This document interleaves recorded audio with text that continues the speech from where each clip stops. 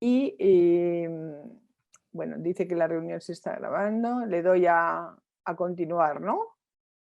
Sí, Vale, estupendo. Bueno, pues dicho esto, vamos a empezar porque en un momento ha habido, aunque me voy familiarizando muy bien con el Zoom, pero siempre surge alguna cosa. Bueno, pues hoy vamos a continuar con nuestra indumentaria en la época de los Austrias. El otro día habíamos terminado con el periodo y el reinado de Felipe II, habíamos visto esa moda masculina y esa moda femenina que bueno, va a continuar en boga durante todo el siglo XVII. Como saben, el siglo XVII empieza con el reinado del hijo de Felipe II, Felipe III, pero la figura más representativa de todo ese siglo, último siglo de los Austrias, que sería el siglo XVII, va a ser Felipe IV. Felipe IV, cuyo reinado largo e importante, porque, bueno, no solamente por lo que supone el reinado, sino porque conocemos perfectamente toda la moda cortesana a través de su pintor de cámara Velázquez, pues bueno, vamos a ver que ese reinado va a eclipsar prácticamente a su padre, el reinado de su padre, Felipe III, y el reinado de su hijo Carlos II. La verdad que a lo largo de todo este siglo XVII se van a producir, como vamos a ver, tres estilos en el vestir, sobre todo en la indumentaria femenina. España sigue siendo un país, vamos, una nación importante en el panorama europeo, pero es verdad que va perdiendo protagonismo desde el punto de vista económico y desde el punto de vista político, aunque va a seguir teniendo, bueno, pues mucho interés, aunque solamente sea por la extensión territorial de la que es propietario, pero realmente esa hegemonía de la que había disfrutado con la fundación del imperio, con Carlos V y Felipe II, va a ir perdiendo progresivamente importancia.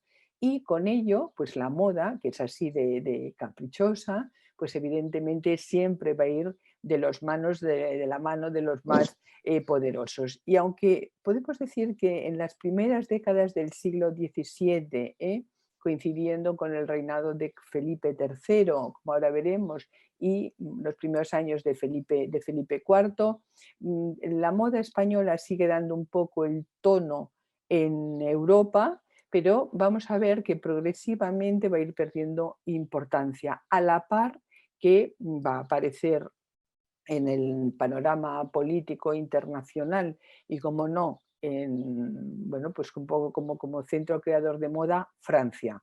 Francia, y con la figura de Luis XIV, el Rey Sol, que, como saben, y lo veremos ahora cuando llegue su momento, bueno, pues se casó con la infanta María Teresa, hija de Felipe IV. Pero la moda es así de poderosa y bueno, pues ya perdemos importancia, pues me voy con aquel que va a marcar las pautas vestimentarias y el tono en Europa, que va a ser la corte de Versalles. ¿Qué ocurre con esto? Bueno, pues vamos a ver que es un siglo importante, bueno, pues porque también va a seguir manteniendo una serie de prendas de creación muy significativas en la historia de la moda, pero podemos decir que España va a viajar en solitario, es decir, durante todo el siglo XVII, desde que empieza hasta que llegan los Borbones en 1700, podemos decir que España, en cuanto a moda, viaja en solitario. No tiene nada que ver como vestimos en España, tanto a nivel masculino como femenino, con lo que se va a llevar en el resto de Europa, y lo vamos a ir viendo a lo largo de esta clase. Bueno, pues de esta charla. El otro día, haciendo, bueno, esta breve introducción, habíamos visto cómo era ese vestuario masculino y cómo era ese vestuario femenino, donde teníamos que resaltar, para refrescar un poco la memoria, teníamos que decir que para entender esa moda femenina, como tenemos aquí a la infanta Isabel Clara Eugenia, había que tener en la moda cortesana, que es la que da el tono y la que marca también las tendencias. Para entender esa moda teníamos que tener en cuenta que las mujeres iban a llevar el cartón de pecho, iban a llevar el verdugado, si se acuerdan, y los chapines. Era una moda, como habíamos visto, que controlaba completamente los movimientos y controlaba también las formas, modelaba las formas naturales del cuerpo de acuerdo a esos ideales estéticos. Desde luego, un elemento que caracterizaba esa moda de la segunda mitad del siglo XVI eran los cuellos de lechuguilla, como vemos aquí en este retrato, tanto para la indumentaria masculina, que me ha salido aquí, como para la indumentaria, no entiendo qué ha podido ser esto, para la indumentaria femenina. Veíamos, como pueden ver, este cuello de lechuguilla. También lo habíamos visto en la indumentaria masculina.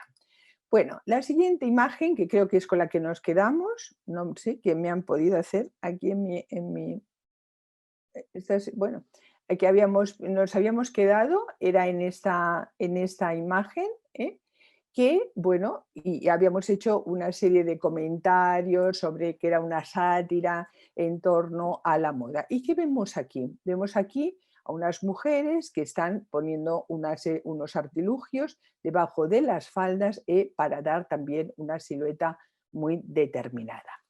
Como saben, en el reinado de los Reyes Católicos habíamos inventado el verdugado. El verdugado que se va a llevar en España y en toda Europa a lo largo de todo el siglo XVI.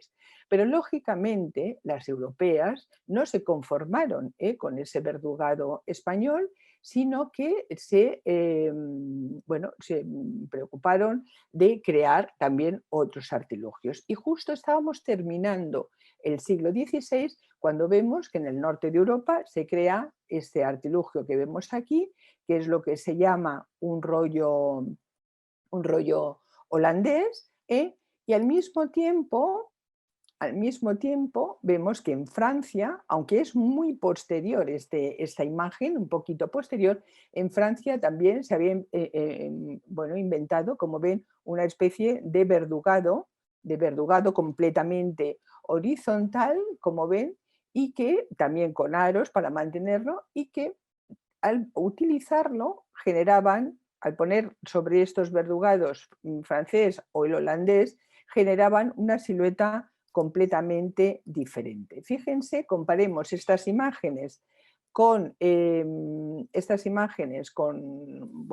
con el verdugado español, que hemos visto a Catalina Micaela, que hemos visto a todas las reinas españolas, y vemos como a final del siglo XVI en Europa, porque las prendas que se llevan siguen siendo en parte españolas, ya con diferencia, pero vemos cómo en el resto de Europa se empieza a adoptar ya otros artilugios para huecar las faldas. Artilugios que van a dar una silueta completamente diferente, como podemos ver en este caso. Entonces, vean cómo también, no solamente en Francia, sino que también en Inglaterra, en Italia, todas aquellas mujeres que querían seguir las últimas tendencias prefirieron usar esas nuevas innovaciones, artilugios como o bien el rollo holandés o el verdugado francés, de los que les he puesto ejemplos en los dos lados. Utilizando uno u otro, vemos que la silueta cambia completamente, completamente hasta el punto, bueno, pues de que realmente es completamente diferente a la que nos ofrecía y la que podemos ver en España en estos momentos con el verdugado. Vamos a seguir. Bueno, nos quedamos en esta imagen, y fíjense, evidentemente, en esta silueta lo que generan otros tipos de artilugios, y fíjense la silueta completamente diferente que genera el verdugado español. Con esto vamos a empezar el siglo XVII, 1599, y vamos a ver que el único elemento que nos va a permitir bueno, conocer que ya estamos en el siglo XVII va a ser el enorme cuello de lechuguilla. En esta imagen, yo no sé cómo la podrán ver desde casa, pero aquí hay un dato muy interesante en este cuadro de Isabel Clara Eugenia que aparece, bueno, pues con su niña de compañía, estos personajes de palacio. Isabel lleva su cartón de pecho, su verdugado, llevará sus chapines. ¿Se acuerdan que hablamos de esa jareta para ampliar las faldas cuando se sentaban? Lleva una galerilla. Y el personaje que la acompaña lleva un jubón, ¿vale? Lleva un jubón ¿eh? que termina en un pronunciado pico, lleva su cuello de lechuguilla y lleva su falda o basquiña. Pero aquí yo lo veo porque he visto el cuadro en directo y porque cuando lo descubrí dije, qué maravilla, la niña no lleva un verdugado español, lleva ya un rollo holandés. Mire, aquí se ve una línea en vivo, si pueden ver esta imagen cuando vayan a las descalzas, se ve maravillosamente cómo la niña ya no lleva el verdugado, sino que lleva el rollo holandés o el verdugado este francés. Con estas empezamos el siglo XVII en España y vamos a ver a la infanta, a la reina Margarita de Austria. La vemos, bueno, pues con... Información sobre la pregunta. Cuello de lechuga. Según Wikipedia, una lechuga. ¿Esto qué es? Por favor. Nada, que alguien ha abierto el audio.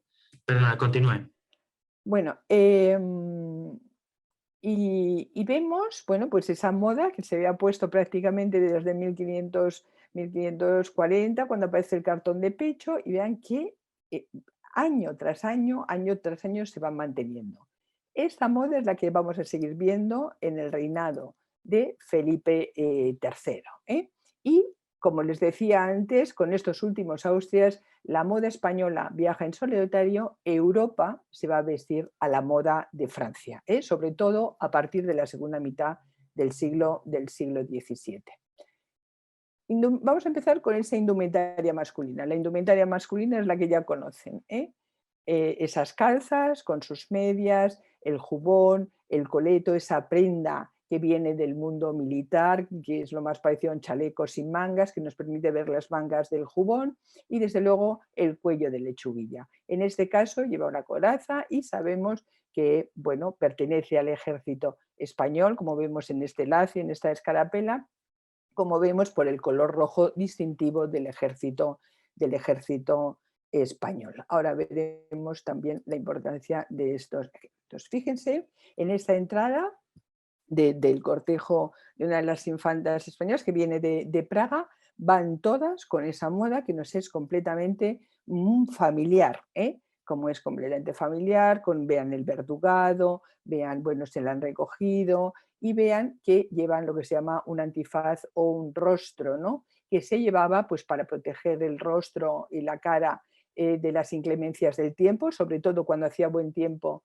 del sol, pero en este caso estamos saliendo de Praga, hay nieve y tal, y muchas veces el llevar también el antifaz significaba o nos informaba que estaban de medio luto. El luto, bueno, llevar cuanto más partes del cuerpo más tapada, bueno, pues era también símbolo de, bueno, de estar de luto.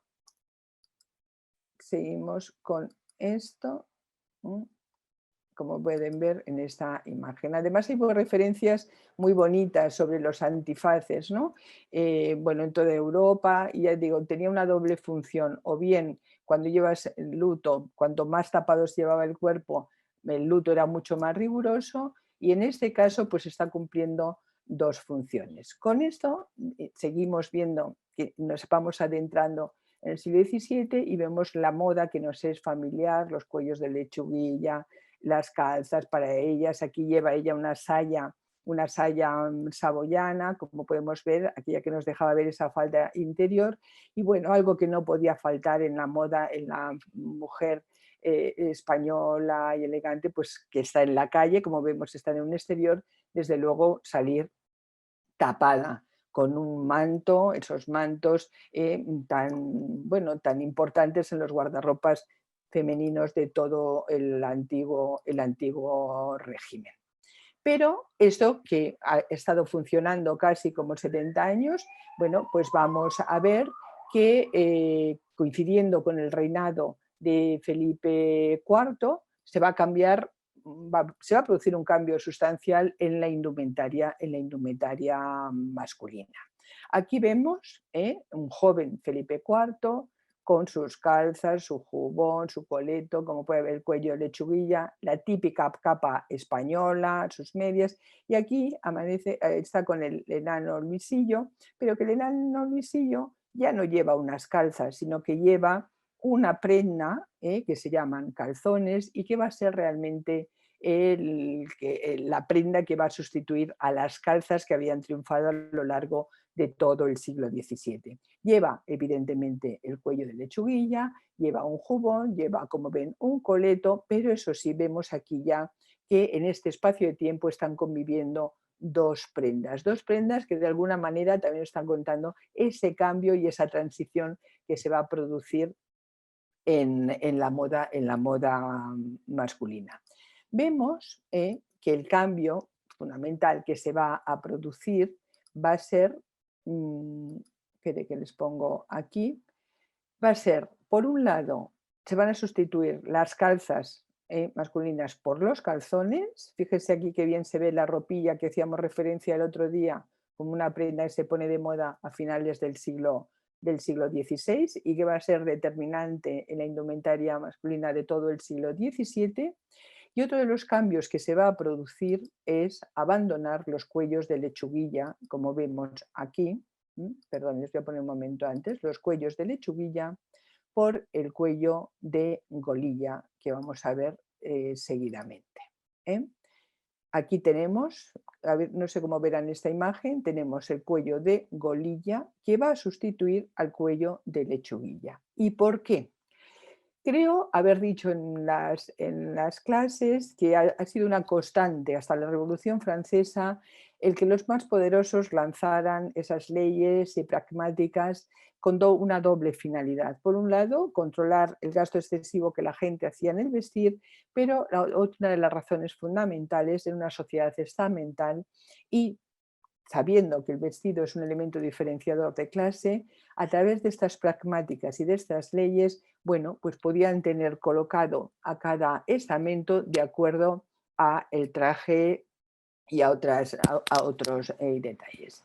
Desde luego, parece ser que bueno, el cuello de lechuguilla era una prenda que para mantenerla con un uso, bueno, pues muy, bueno, como la vemos en los retratos, bueno, pues suponía un gran coste que la gente evidentemente hacía para mantener esos cuellos como indicaba la moda. Creo que también el otro día comenté que con la aparición de los cuellos de lechuguilla apareció también un oficio muy especializado que se le llamó a esos oficiales abridores de cuello. Era todo un proceso de lavado, almidonado y después de abrirlos.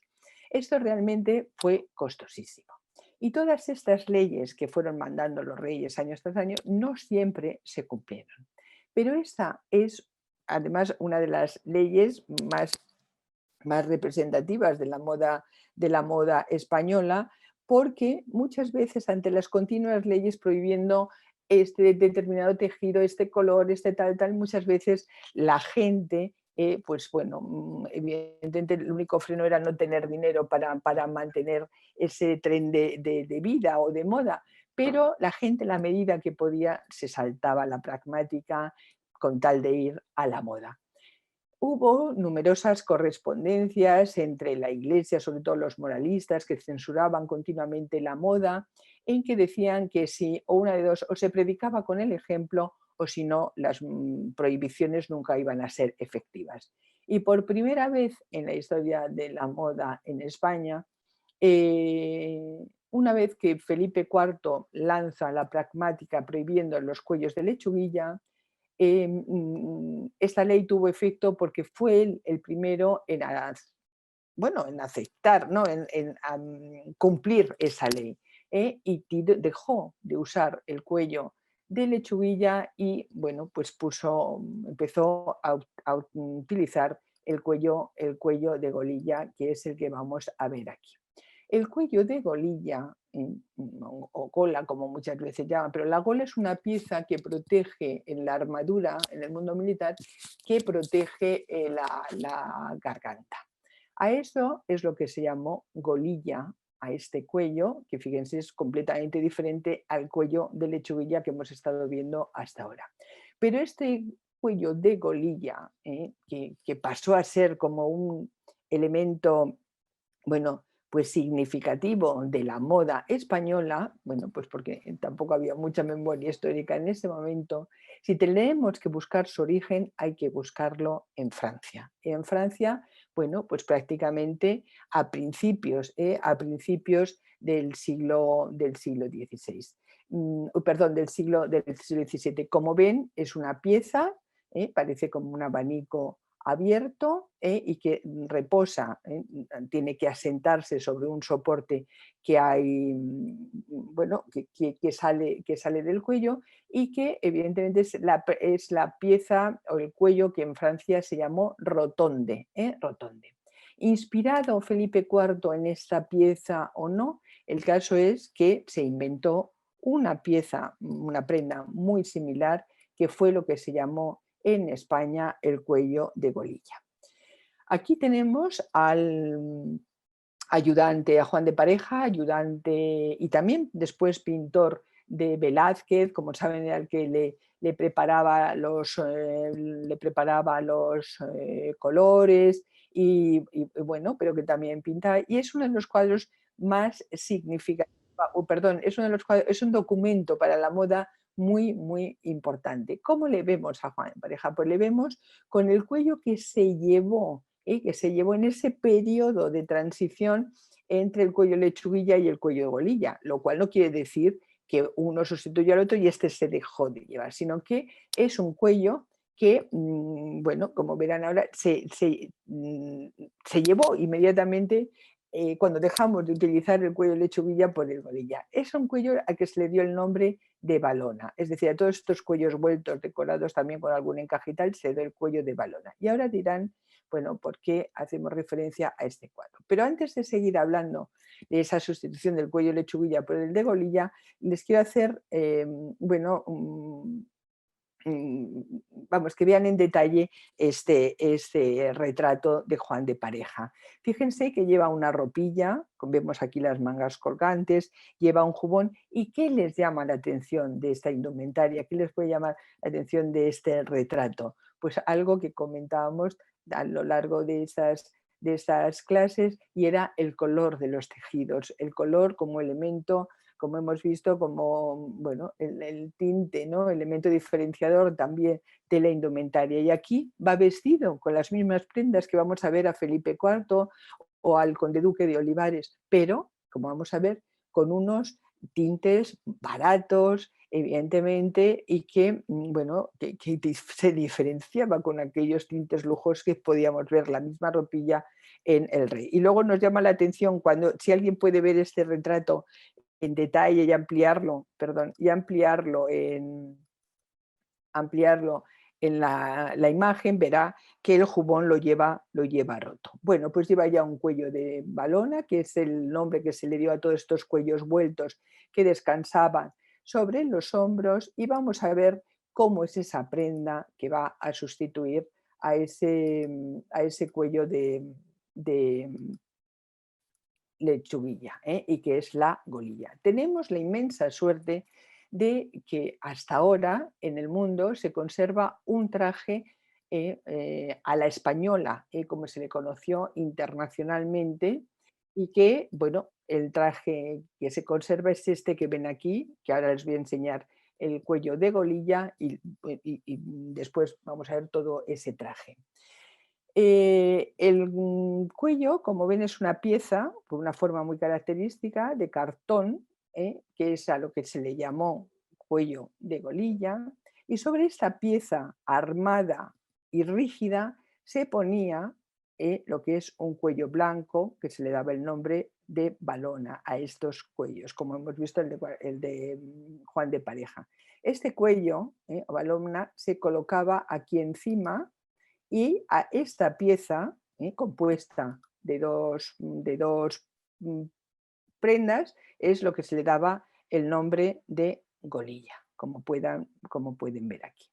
En estos momentos, en estos momentos, aquí tenemos el traje del embajador Brahe. En estos momentos, ya digo, empieza a diferenciarse mucho la moda española de la moda que se lleva en Francia, como seguidamente, en Francia y en toda Europa, como seguidamente veremos. ¿Y por qué se conserva este traje? Bueno, pues porque tuvo que venir a España este embajador extraordinario sueco a decir a Felipe IV que Catalina de Suecia dejaba el trono en manos de su primo Gustavo. Esto, el embajador extraordinario que viene a Madrid a comunicar esto al monarca Felipe IV, vendría vestido, como les enseñaré ya, con esa moda que empezaba a triunfar en toda Europa, pero que cuando llegó a España, si quería tener esa reunión con el rey, bueno, pues tuvo que hacerse un traje a la española, porque si no, no era bien recibido en la corte. Tenemos la inmensa suerte de que este traje, evidentemente, bueno, el embajador, una vez que comunicó al rey, bueno, pues la decisión de la abdicación de la reina Catalina de Suecia, pues tuvimos la suerte de que el embajador lo metió en su maleta y se lo subió a Suecia y ahí se ha conservado hasta hoy en día. Se conserva la espada, se conservan las medias, se conserva parte del sombrero de fieltro y tal. Pero lo más interesante es que sabemos la fecha, que fue en 1655, y sabemos que se hizo en Madrid por un sastre de Madrid, que en aquel momento el arte de la sastrería estaba realmente controlada y los sastres españoles por España, y los sastres españoles tenían una fama internacional. Entonces vamos, que se conserve un traje auténtico de este momento, la verdad que es un tesoro y una suerte. Las mangas están realmente bueno, restauradas en parte, son las mangas del jubón. Fíjense, encima lleva, como ven, la ropilla con las mangas colgantes. ¿Se acuerdan que lo veíamos el primer ejemplo? Surgió a finales del siglo XVI y ya vemos que los calzones las calzas se han sustituido por las calzones y, cómo no, el cuello de lechuguilla. ¿Qué tenía de característico este traje? Primero, que era exclusivo de la indumentaria masculina española y que todo el mundo a nivel europeo conocía con el nombre de vestido a la española, y que uno de sus signos más universales fue la elección, bueno, que este traje era completamente en color negro, con ese tinte tan caro y tan costoso, bueno, y privativo de los más privilegiados, y que el propietario era la corte española, que, como vimos, el primero en mostrarlo fue Felipe II. Y con Felipe II ya se empezó de alguna manera a institucionalizar estas características en este traje que, ya digo, todo el mundo identificaba como traje a la española. El cambiar las calzas por los calzones, el cuello de lechuguilla por el cuello de golilla, evidentemente cambió considerablemente la silueta masculina de todo el siglo XVII. Y veremos cómo este traje se va a llevar ya a lo largo de todo el siglo XVII en España hasta la llegada del primer Borbón, Felipe que como veremos tuvo que adoptar sí o sí, nada más llegar al trono, este traje, porque no solamente era ese traje de etiqueta, ese traje identificativo de la corte, de la tradición española, sino que también estaba cargado de una simbología, es decir, más que nunca los españoles se habían aferrado a este traje y sobre todo a ese color negro representativo de la corte española y lo convirtieron en algo muy simbólico, en algo como representativo, ya digo, de la corte española. Es como si en este traje se hubiera hecho depositario de todo lo que había significado España. Era también una forma de no querer doblegarse a ese protagonismo que estaba cogiendo Francia, sobre todo en la segunda mitad, como veremos, a mediados del siglo XVII, y sí o sí los españoles se aferraron, ya digo, más que nunca a ese traje que de alguna manera recordaba que había sido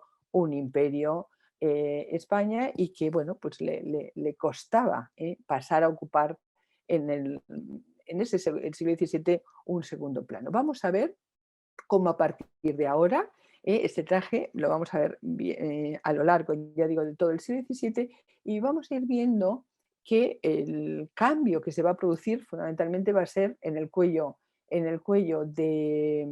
como veremos, en el cuello de Golilla. Fíjense, este es el primer ejemplo que tenemos con un Felipe IV vamos, joven, y vean cómo la valona, ese cuello blanco, como eran con todos los cuellos, que se asienta sobre la base de cartón, era en un primer momento grande. Conforme se va a ir poniendo de moda el pelo largo para los hombres, que si se acuerdan lo habíamos cortado en 1530 con Carlos V, una moda que se puso en Italia, pues prácticamente los hombres habían llevado ese pelo corto, pero que vamos a empezar a lo mejor también por influencia de la corte francesa, a empezar a llevarse el pelo largo. Y ese pelo largo, cuando empiece a crecer, evidentemente va a cambiar sí o sí la forma del cuello de Golilla para que, bueno, pues caiga perfectamente esa melena. Pero vamos a ir viendo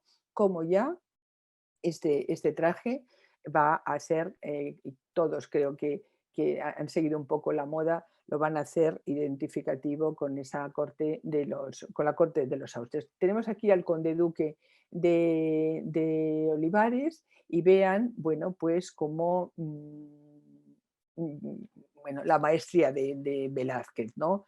¿Cómo es posible con un pincel con cuatro pelos podamos capturar esa realidad, pero esa realidad que, ya digo, Velázquez ha hecho universal a la moda española, pero fundamentalmente ha hecho universal al guardainfante, como ahora veremos. Pero realmente también es para el historiador de la moda, es el reportero mejor que tenemos en el siglo XVII. ¿Por qué? Por dos razones. Pues porque es el pintor de cámara, es el pintor de la corte y es en la corte donde salen las tendencias y donde salen la moda. Pero luego, aparte de eso, es tan artista, o no sé qué, que fíjense la calidad de los materiales de esos vestidos, la podemos realmente deducir a través de esta pintura, la rica seda de la ropilla que luce el conde duque, los calzones. Fíjense, estaba de moda poner este rosetón, eso sí, todo en un riguroso negro, las medias, pero como vemos, la calidad de los tejidos de seda o el paño de lana el ferreruelo, ¿no? O herreruelo, como se le llama a la típica capa española. Y como no, el cuello de Golilla. El cuello de Golilla que tuvo muchísimas críticas, sobre todo por los extranjeros, y que decían que era como llevar el cuello de Golilla, era como llevar la cabeza cogida por un cepo.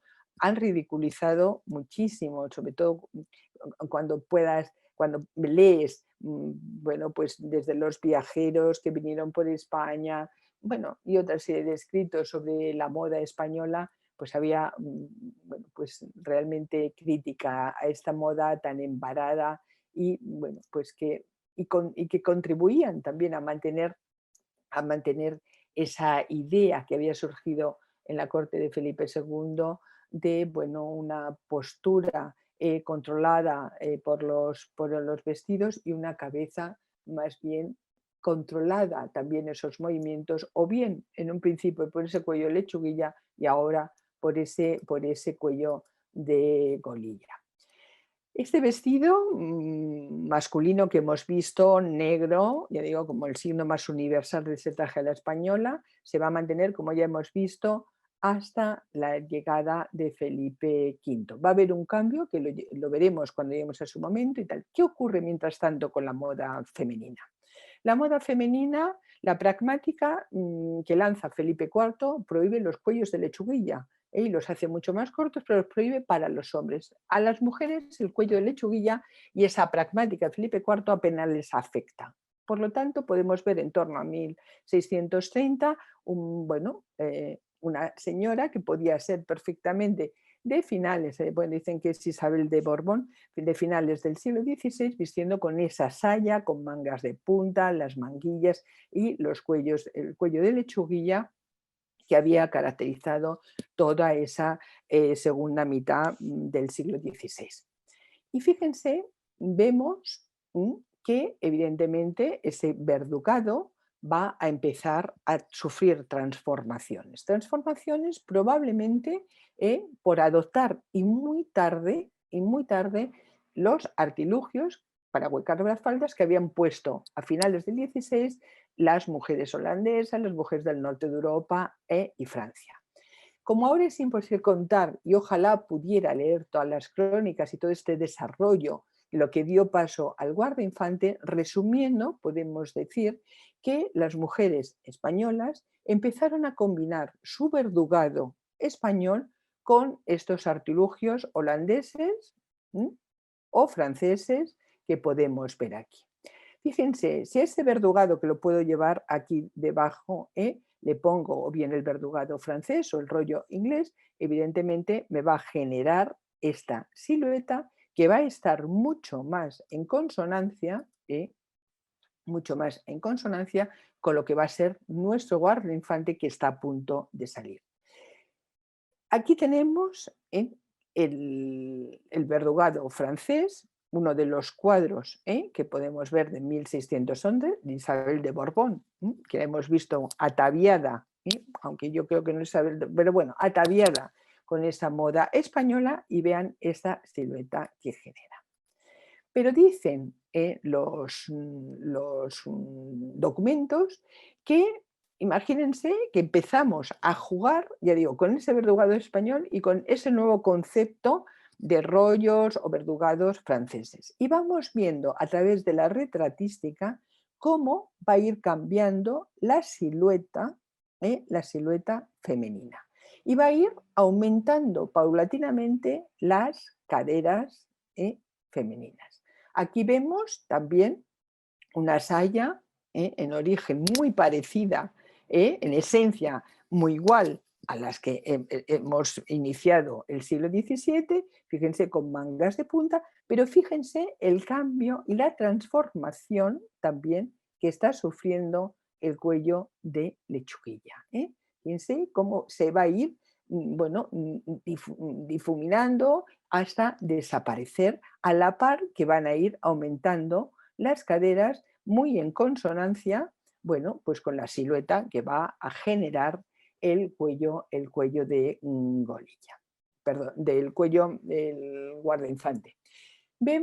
Habíamos visto que el cartón de pecho, también invención en la corte española, que lo veíamos en las primeras imágenes de la emperatriz Isabel de Portugal, vamos a ver que con la aparición de este nuevo artilugio, que va a ser el guardainfante y que vamos a ver todo ese origen, va a aparecer ya lo que podríamos llamar una prenda que en España se va a llamar cotilla y que seguro que todos tienen en su cabeza el nombre de corsé, ¿eh? Lo que pasa que el corsé, propiamente dicho, que no va a aparecer el término hasta finales del siglo XVIII. En España, a estas prendas armadas que modelan el torso femenino se les llamó cotilla. Y como ven, se confeccionan con las mismas, se confecciona idénticamente igual a un corsé, a un corsé.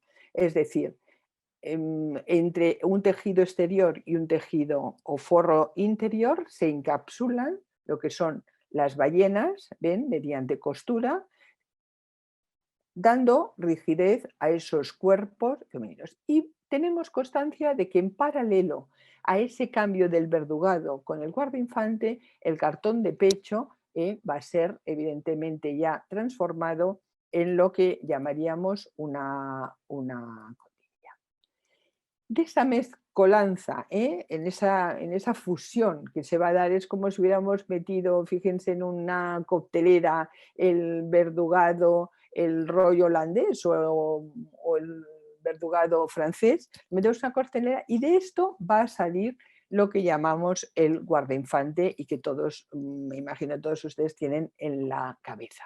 Guardainfante, que realmente es una máquina monstruosa, tremendamente criticada por los moralistas y también por los extranjeros, porque es verdad que cuando surge el guardainfante, en el resto de Europa se abandonaron ya cualquier artilugio para ahuecar las faldas. El último ejemplo que vemos es el que le he puesto de 1611, hasta el punto de que aparece esta nueva prenda que se le da el nombre de guardainfante, Jacques d'Enfant, que dice que viene de Francia y que, para explicar también su significado, dice que surge para tapar en los embarazos, cosa que no tiene justificación, porque realmente el guardainfante de donde arranca de la cintura.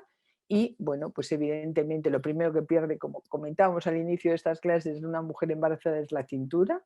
Es decir, que se le dio una explicación que no tenía sentido en este momento y que, bueno, pues empezó a usarse inmediatamente el guardainfante, hasta el punto de que salió una pragmática en la que se prohibía que en España se llevaran guardainfantes. Y además decían que el pregón en que Su Majestad manda que ninguna mujer de cualquier estado y calidad que sea puede traer ni traiga guardainfante o otro instrumento o traje semejante, excepto las mujeres que con licencia de la justicia públicamente son malas de su persona. Es decir, cuando lees en detalle esta pragmática, bueno, pues evidentemente te das cuenta que hace referencia solamente a esas mujeres que se dedican a la vida pública, pero que evidentemente no pudieron controlar, porque el guardainfante fue inmediatamente adoptado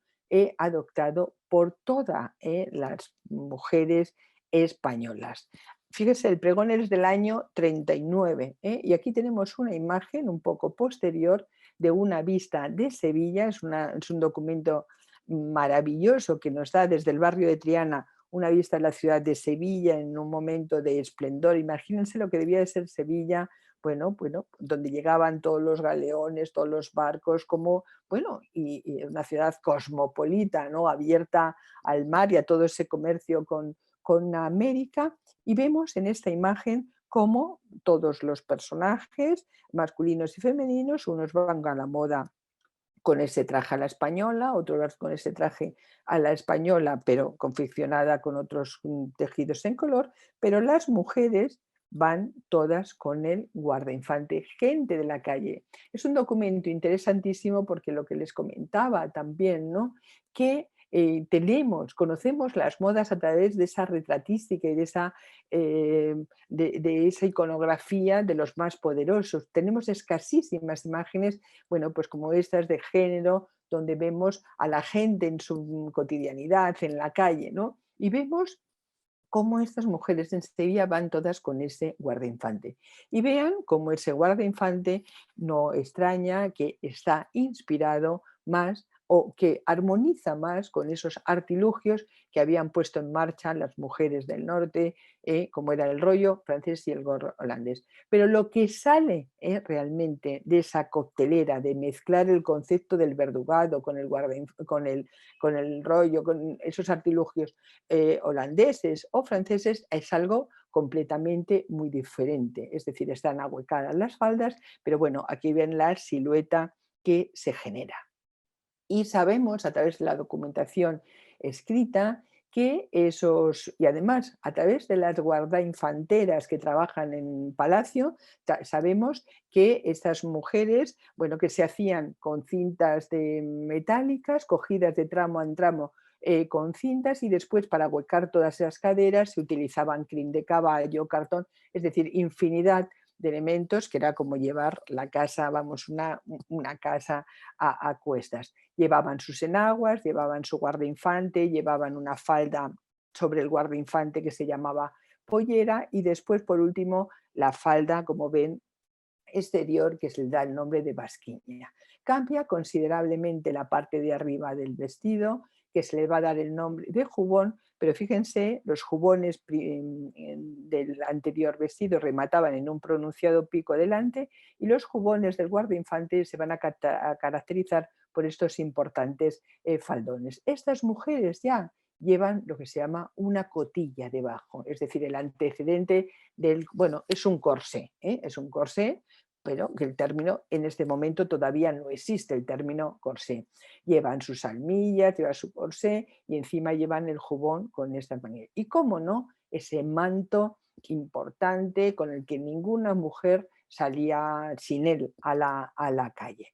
A partir de aquí, fíjense en este maravilloso retrato de la dama del abanico de Velázquez, en importante escote, va con el típico guardainfante español, y fíjense, todavía no se estudia mucho la identidad de la retratada, pero no cabe duda que era alguien muy cercano a Velázquez, no solamente por la proximidad de la retratada con el espectador, la cercanía, sino que también, bueno, pues hoy para nosotros Velázquez es un artista, pero en este momento Velázquez es es un oficial de manos, un oficial que está reivindicando de alguna manera, como todos ustedes saben, su oficio, algo que sale del intelecto, pero que, bueno, no vamos a entrar con esto, pero que todavía estaban, fíjense, el pintor está en la misma lista de oficiales de manos, como está el sastre, como está el plumajero, como están, pero que es alguien también cercano a Velázquez,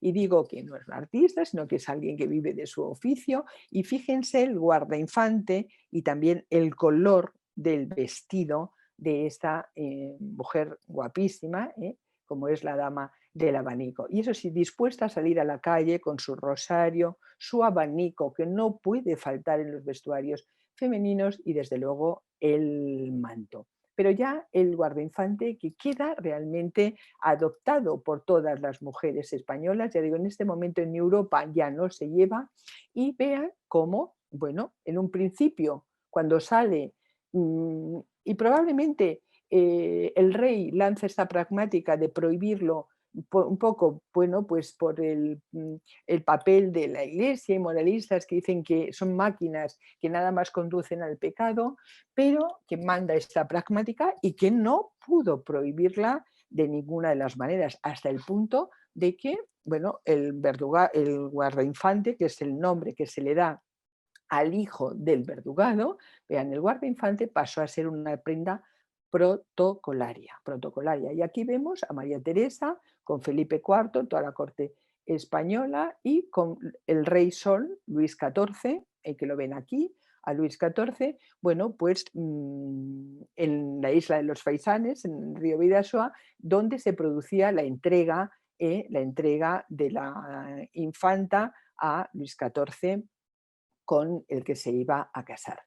Aquí tenemos muchísimas noticias sobre esta entrega, y es aquí esta dama y otra de las damas francesas que acompañaban al cortejo, quien hace, bueno, pues unos comentarios sobre el guardainfante, calificándolo de máquina monstruosa y ruidosa, y que no entiende cómo bueno, pues las mujeres españolas pueden andar con esta máquina, ¿no? Con esta máquina. Es decir, que ya a esta bueno, mujer francesa se le había olvidado que ellas habían llevado, pues hasta 1610, 1615, también artilugios para huecar las prendas. Es un elemento, ya digo, diferenciador de la moda española, mientras que Europa iba con una moda completamente diferente y que habían olvidado, ya digo, los artilugios para huecar las faldas. En España, desde luego, desde la aparición del verdugado no se dejó de usar, ya veremos ahora el guardainfante y después veremos el que le va a suceder a el guardainfante. Bueno, pues aquí vemos a la infanta María Teresa y vean cómo viste la corte francesa. Realmente el rey francés lleva, bueno, pues una especie de falda pantalón que se llama ringrei, lleva una especie de jubón que se llama pourpoint y realmente los zapatos de tacón y una importante peluca que fue, bueno, pues de los que vean todos los cortesanos franceses llevan el corte. Y probablemente con este vestido que llevan los franceses es con el que se presentó unos años antes el embajador sueco y al que se le dijo, mire, usted tiene que hacerse un traje a la española para comunicar al rey Felipe IV, bueno, pues que Catalina deja el trono a favor de su primo Gustavo. A partir de aquí, miren, les pongo el ringgrave, fíjense aquí, y vean aquí la moda francesa, la misma, la reina allí vestida, que ahora les pone con el guardainfante, y aquí ya vestida a la moda de Francia, completamente opuesta, opuesta a la moda que se lleva en España. Además, una de las cosas que se producían, es decir, en el momento que pasaba la frontera tenía que adoptar la moda del país en la que iba a ser, bueno, pues la reina o la consorte del rey de Francia e inmediatamente casarse y dejar prácticamente en el vida pues el guardainfante y tal. A partir de aquí les voy a poner imágenes de esa moda. Ya digo que Velázquez ha hecho universal del guardainfante y vean este vestido compuesto. Ya digo, debajo sabemos perfectamente cómo va la infanta Margarita. Lleva su camisa interior larga hasta los pies, de cintura para abajo un sinfín, como decía la condesa de Alnois, que viene a España y comenta todas las interioridades de la moda femenina. Llevan un montón, las españolas, un montón de enaguas. Encima llevaba su guardainfante. Encima de la camisa, en el torso lleva la cotilla. Y encima de esa cotilla y de ese guardainfante, de cintura para abajo, ponemos otra falda que se le da el nombre de pollera y encima ponemos nuestro jubón con faldones y encima de esa pollera ponemos nuestra falda que en España a esa falda de exterior se le llamó basquiña. Vean cómo se ha perdido el cuello de lechuguilla, lógicamente, cómo los vestidos se van haciendo cada vez más escotados, cómo siguiendo ese gusto por la horizontalidad vamos a empezar a meter también pelucas y las cabezas van a empezar a agrandarse a derecha e izquierda y vamos a ver como algo muy característico de la moda española, que yo no lo he encontrado ni lo he visto en el exterior, a lo mejor Margarita y además curiosamente pues tampoco lo he comentado con Margarita y nos conocemos hace un montón de años, fue algo muy característico de la moda española, se pusieron de moda unos pendientes enormes, enormes, que los vamos a ver en la segunda, vamos, a mediados del siglo XVII, y van a tener mucho éxito, sobre todo con el último Austria, Carlos II. A ver, bueno, pues aquí con un pañuelo como elemento, el caro y este guardainfante, bueno, fue adquiriendo un tamaño, como ven, cada vez más espectacular y este es el último ejemplo que tenemos de guardainfante, que es en torno a 1674. Además, sabemos por el tipo de mangas, estos tipos de mangas afolladas, ¿no? Que son globos estrangulados de trecho en trecho y que son típicos de los años 70, 74 y fíjense ya el enorme cuello de, vamos, el escote. Es esto y con esta imagen podemos decir que vamos a empezar a ver el cambio, no es el cambio, sino bueno, el inicio, podemos decir, del reinado de de Carlos II. Les pongo esto porque eran diametralmente opuesta que era la moda que se está llevando en los años 70 en Francia, fíjense, es un vestido realmente uno de los que estuvo más de moda que se llamaba manteau, como ven es un vestido largo, abierto por delante que se recoge formando bullones en la parte de atrás y que muestra una falda exterior. Eso sí, lo que van a mantener van a ser, van a adoptar también esas cotillas y esos corsés, como vemos en estos torsos modelados, pero van a ver que la moda es completamente opuesta a la moda española del guardainfante que veíamos a la marquesa de Santa Cruz. Empezamos el reinado de Carlos II, que ya con esto vamos prácticamente a terminar, y vemos que el traje masculino se había mantenido y se va a mantener durante todo ese periodo también de Felipe II. Aquí vemos al típico caballero español con su ropilla. Fíjense, seguro que probablemente que las mangas del jubón que traía el embajador, que le hicieron al embajador sueco, eran muy parecidas a estas. Debían de ser tan delicadas, de una fina muselina de algodón holandés, que bueno, pues les ha costado más sobrevivir a lo largo del tiempo. Y lo que les mostraba era una restauración que se hizo posteriormente. Probablemente las mangas que traía el jubón del embajador eran parecidas a este impresionante retrato. Y van a ver, como les decía al principio, desde luego se va a mantener el calzón, perdón, las medias, zapatos y el cuello de lechuguilla que va a ir perdiendo tamaño porque bueno, se pone de moda, como ven, el pelo completamente largo. No podía faltar los elegantes guantes y finos guantes españoles, como ven, el sombrero, como era, vamos, no podía prescindir del caballero español ni el caballero elegante y desde luego, eso sí, la espada. Con esta silueta empezamos el reinado del último Austria y aquí las prendas que ya nos son completamente familiares, el pelo largo y tal. Bueno, pues volvemos a esta imagen que va a ser también decisiva para entender después toda la moda del siglo XVIII y volvemos a encontrarnos aquí con Luis XIV. Luis XIV, que como ven va vestido de una manera muy diferente a la que habíamos visto en la entrega de María Teresa en la isla de los Faisanes. Y es un atuendo completamente diferente porque aquí el rey va vestido de militar. Fíjense en libros que les podía recomendar, como es La fabricación de Luis XIV, escrito por Peter Burker, y bueno, otras, cuando se habla de moda, bueno, pues de la figura de Luis XIV como una de las figuras a quien se le debe realmente el que Francia sea el centro más importante creador de moda desde su reinado hasta prácticamente en la actualidad, porque él es el que pone en marcha realmente la industria sedera de Lyon con el ministro Colbert y se da cuenta de todo lo que puede ganar para Francia, bueno, pues el poder de la moda, ¿no? De la moda. Él es una persona que sabe perfectamente también el poder de la imagen, es decir, hablamos de marketing hoy, pero Luis XIV sabía lo que era marketing y era un personaje que si iba a la universidad le gustaba vestirse pues, no, pues con la toga.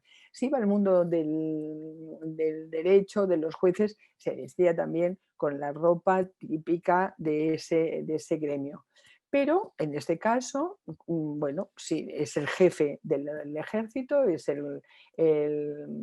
la figura más representativa de Francia y cuando va a los ejércitos pues se viste de militar. Y aquí va vestido de militar. Pero ¿qué ocurre?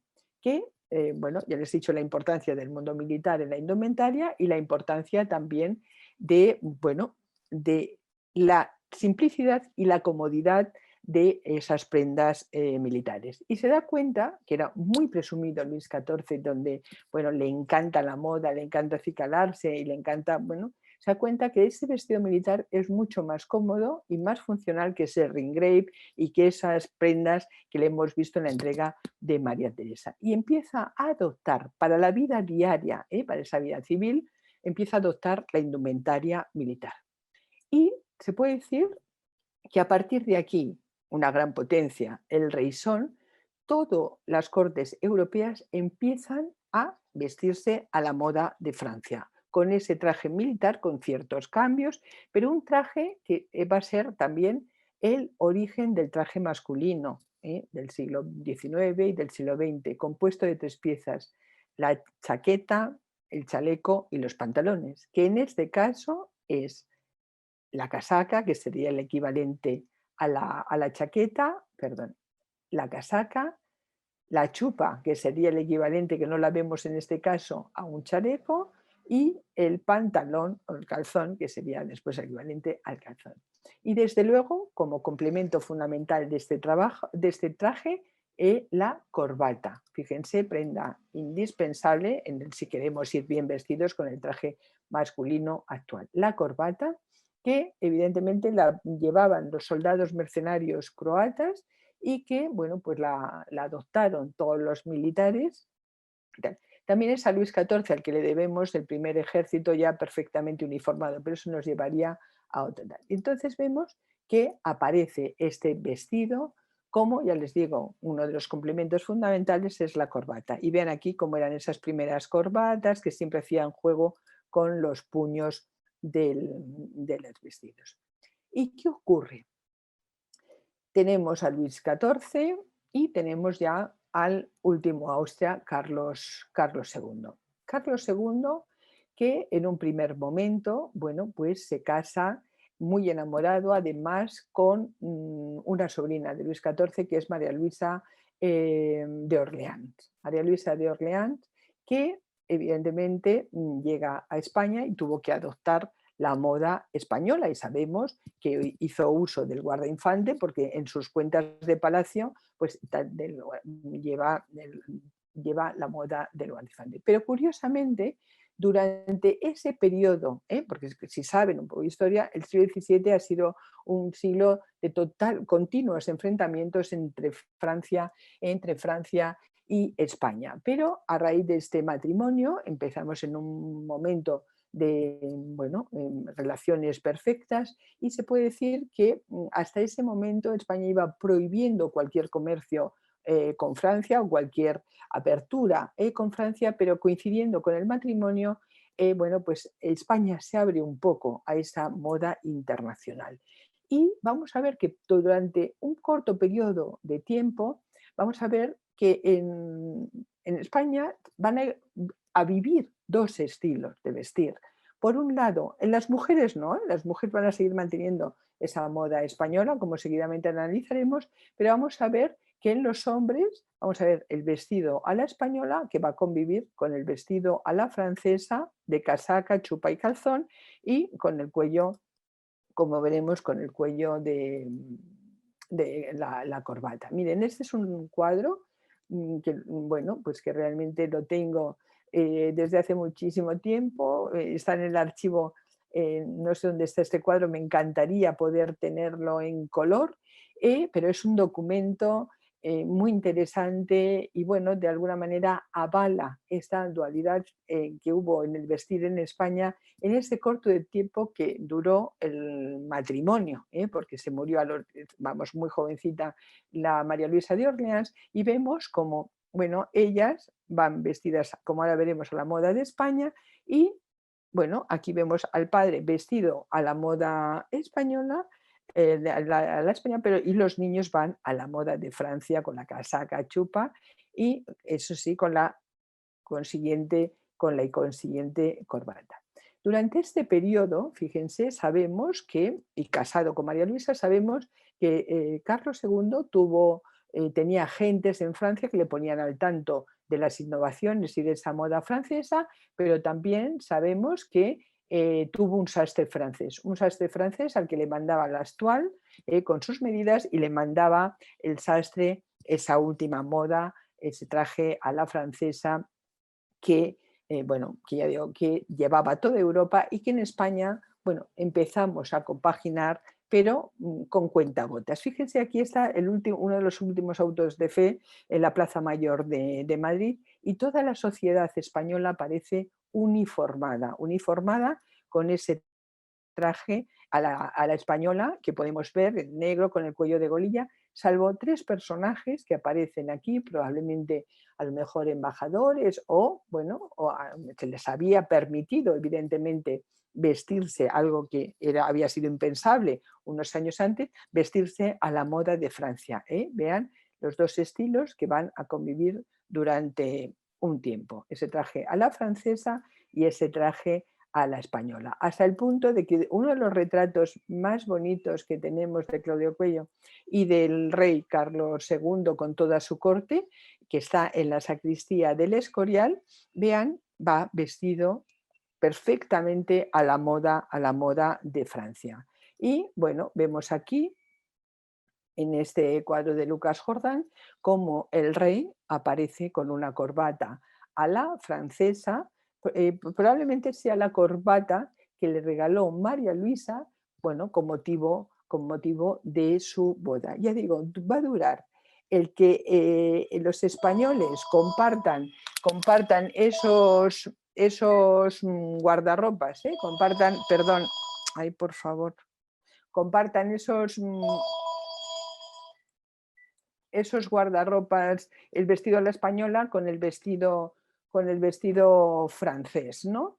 Y bueno, pues aquí tenemos, ya digo, estas imágenes, pero inmediatamente, una vez que muere María Luisa, volvemos a las andadas, España se vuelve a cerrar completamente, se vuelve a quedar completamente, ¿cómo se diría esto? Perdón, de verdad, perdón, esto es horror.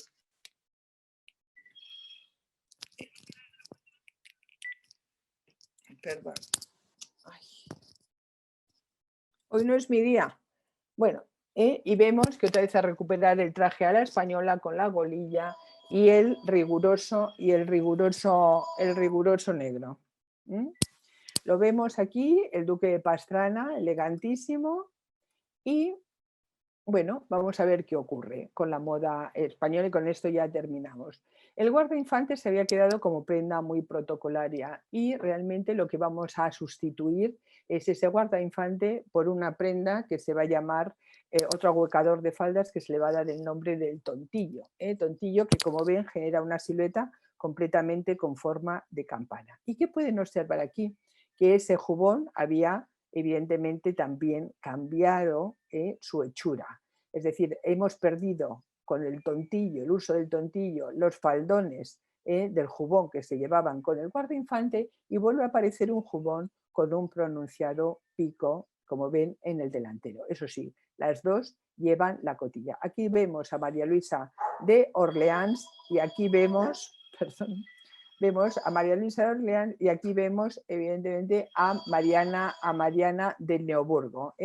A Mariana de Neoburgo, bueno, pues que es la segunda mujer de Carlos II y que realmente va a, como decimos, va realmente a apartar un poco también a la corte de esos gustos franceses que había traído el matrimonio con María Luisa de Orleans. Fíjense, esa es la moda que se lleva en España y esta es la moda que se va a llevar al mismo tiempo en Francia. También es un vestido que se conserva en el Metropolitan de Nueva York y que, bueno, pues es una pieza preciosísima. Vean, también completamente opuesta, sin ningún volumen ni ningún artilugio para ahuecar las faldas de cintura para abajo, como ven, eso sí, con la cotilla o el corsé. Y aquí una imagen ya para terminar de la carrera de San Jerónimo. Aquí estaría el Museo Thyssen, aquí está el Museo Thyssen, como pueden ver, y vean cómo toda nuestra sociedad en este momento que está paseando, y que ya digo es un documento maravilloso, porque vemos la realidad de ese Madrid en torno a los años 85, del siglo XVII, perdón, bueno, vestidos unos a la moda de Francia, aquí otro, perdón, a la moda de España, las mujeres, eso sí, a la moda de España, nunca adoptamos, igual que los hombres sí, nunca adoptamos esas modas francesas, y aquí vemos a personajes, bueno, vestidos, aunque parecen más bien ser lacayos, porque ven que van todos iguales y que, o pertenecientes al mundo militar o de embajada, pero que van con ese traje completamente a la francesa. Y para terminar, bueno, pues como saben, Carlos II, después de sus 2 matrimonios, no consiguió tener descendencia y, bueno, fue, es decir, con todas las críticas, que si el impotente, que si, bueno, no era una persona muy inteligente o no, pero supo realmente no dejarse influenciar ni por, bueno, pues todos los cortesanos, ni por su segunda mujer, Mariana de Neoburgo, en que siguieran los Austrias en el trono de la corona de España. Y fue él, y así lo dejó escrito en su testamento, y eligió como sucesor, bueno, pues al nieto de Luis XIV, Felipe V. Pero fíjense la importancia del traje en este momento. Felipe V, la primera imagen que nos llega del primer Borbón es vestido a la española, con el negro, traje negro, con el de colilla, y realmente es un traje que tuvo que mantenerlo, prácticamente hasta muy entrado y estar muy seguro en el trono español, porque como saben, después de llegar a España empezó lo que se llamaba lo que fue la guerra de sucesión. Aquellos que no estaban de acuerdo que el trono español dejara de ser austriaco, ¿no? Y empezó la guerra de sucesión, y hasta que no la ganó Felipe V no pudo de alguna manera, bueno, pues tener la suficientemente fuerza o valor de decir, mira, dejo ese traje embarado tradicional español para sustituirlo por el traje francés, que era mucho más cómodo y con el que él había crecido en Versalles desde su infancia. ¿Pero por qué no dejó el traje español? Bueno, pues por aconsejado de su abuelo, que era un personaje, como hemos visto, Luis XIV, listísimo, y que lo dijo, mira, hasta que las cosas no estén tranquilas, hasta que no estés seguro en ese trono español, no, de alguna manera no ofendas a los españoles, cuando sabía que ese traje de golilla, ese traje negro, era tan representativo y tan simbólico bueno, de lo que significaba España, y dijo, bueno, pues adopta sus tradiciones, sus costumbres, y cuando ya, bueno, te sientas realmente seguros, pues ya podrás adoptar tu propia moda. Bueno, pues con esto hemos terminado la moda en la época de los Austrias. Espero que se haya visto esa evolución, espero que hayamos visto lo importante que ha sido la invención del verdugado, la invención del cartón de pecho para entender la moda, no solamente española, sino la que a partir de aquí se va a llevar en toda Europa, en esa moda universal. Probablemente sin estos artilugios, pues la moda hubiera ido por otros lados, a lo mejor con siluetas más parecidas a la que nos ofrece esa moda francesa. Y también es muy significativo, bueno, pues ese traje español y tan ajeno también a esa moda internacional. Y desde este momento, donde ha quedado un poco en la memoria colectiva o en el imaginario colectivo, bueno, de la austeridad, han confundido el negro elegante con también la austeridad o el embaramiento de la moda española, que, bueno, interpretó como nadie, pues nuestro querido Cristóbal Valenciaga, ¿no? Como decían, fue también un embajador bueno, de seguir manteniendo, sobre todo en sus trajes de cóctel y tal, pues ese recuerdo de lo que había significado el negro en la moda española. Bueno, a partir de aquí, espero, bueno, quien quiera hacerme alguna pregunta, estoy a vuestra entera disposición. Siento muchísimo. Siento muchísimo las llamadas de teléfono, pero estaba sola en casa, no había cerrado y bueno, pues nada más. A ver, ¿alguna pregunta? Encantada contestaré. Vamos a hacer una única pregunta porque no nos queda mucho tiempo. Ya, imagino. ¿Puedo hacer un comentario? Buenas tardes. Hola. Más que una pregunta, es un comentario. Sí, Pues, vamos a ver cuánto tiempo estaba todos los reyes, aunque tuvieran las ayudas de cámara, ¿no? Los sí, ayudantes de cámara, sí. ¿cuánto tiempo necesitaban los reyes para poderse vestir? Porque podrían estar una tarde completa, una mañana completa, la moda española porque era más sobria, pero igual las pelucas de la moda francesa, para los Mire, maquillajes, para luego exacto. ponerse las joyas, pero Sí. ¿cuánto tiempo necesitaban? Bueno, es una pregunta, más que un comentario. Hombre, lo Al que final, pasa en la moda masculina, pues evidentemente, bueno, está el guardarropa, están los ayudas de cámara y tal. La moda sí, femenina, a lo mejor, bueno, a la hora de ponerse la cotilla, brocharla, después el guardainfante, bueno, realmente llevaría su tiempo. Y luego muchas sobre todo ahora en el 18, que les voy a decir, les voy a dar un consejo que se ve magníficamente en una película del 18, pero luego había muchas piezas o joyas o piezas que se cosían sobre la marcha, ¿no? Sobre la marcha y que, bueno, dices, se hacía por la mañana y después por la noche había que quitarla. Ahora, yo también lo entiendo porque, y el otro día me di cuenta en la ópera, que me encanta la ópera, y realmente dices, es que, bueno, pues me gusta mucho, pero aguantar 5 horas y en los asientos muy controlados de la ópera cuesta. Dices, pero es que el factor tiempo, el concepto de tiempo no era lo mismo en el 19 como el que tenemos ahora, ¿no? Y dices, y el factor día, pues lo mismo, es decir, el, en aquellos tiempos, pues bueno, a lo mejor, ¿qué podía hacer? Vestirse por la mañana, pegar 2 paseos, todo, la vida es mucho más lenta, te permite, bueno, pues a lo mejor dedicarle más tiempo a ese proceso de vestirse. Fíjense que fue el Rey Sol el que hizo todo ese código del el levantarse, el vestirse, bueno, donde estaba, lo hacía delante de la corte.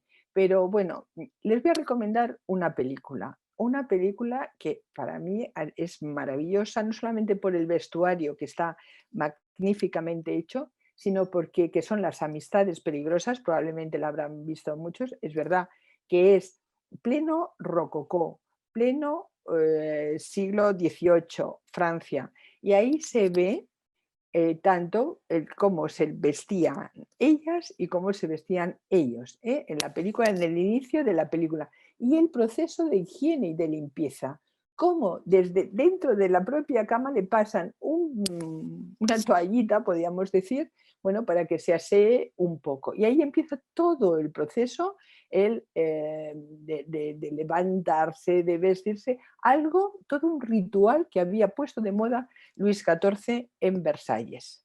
Hay otra película muy bien hecha en las series de Netflix que es Versalles. La música es maravillosa, pero lo que es maravilloso también es el vestuario. Es decir, puede resultar chocante, bueno, pues por muchas cosas que estaban perfectamente permitidas en la corte, a lo mejor, bueno, pues a alguien le puede herir alguna la sensibilidad, pero quitando esto y dejando al margen, viendo realmente lo que nos importa, es decir, cómo está hecho el vestuario, cómo era el comportamiento de la corte, todo el ritual, ya digo, el levantarse, el acostarse del rey, el vestir al rey, les recomiendo que lo vean porque realmente las prendas son fantásticas, es decir, no hay una sola licencia que nos llame la atención, de decir, bueno, pues como en otras películas, como a lo mejor que hemos visto, y decir, bueno, esto impensable para el 18 o para el 17, y les recomiendo que vean estas películas porque ahí se ve todo esto que hoy nos llama la atención y que, bueno, el día es mucho, cunde más, porque la velocidad del tiempo es muy diferente a la que hoy. Y sobre todo las amistades peligrosas. Es tan bonita y está tan bien hecho el vestuario que lo que dura la película, vamos, te permite meterte en esa atmósfera del rococó y del siglo XVIII, del siglo XVIII francés, ¿no? Y, bueno, y de la moda internacional, que es lo mismo que se lleva en España en ese momento. ¿Alguna otra pregunta? No sé si me oye. Perfectamente. Buenas tardes. Mire, Buenas quería tardes. preguntarle por los vestidos heráldicos. ¿No? Quería preguntar, Sí. sé que existe un cuadro precioso, pero no sé de quién es y no lo encuentro. Sí. ¿Me podría decir cuál es el que tiene Castilla con León? Ah, bueno, usted está hablando del siglo XIII. Sí, bueno. Está hablando de la aljuba, está hablando de la saya encordada y del peyote de Fernando de la Cerda. No, es una mujer.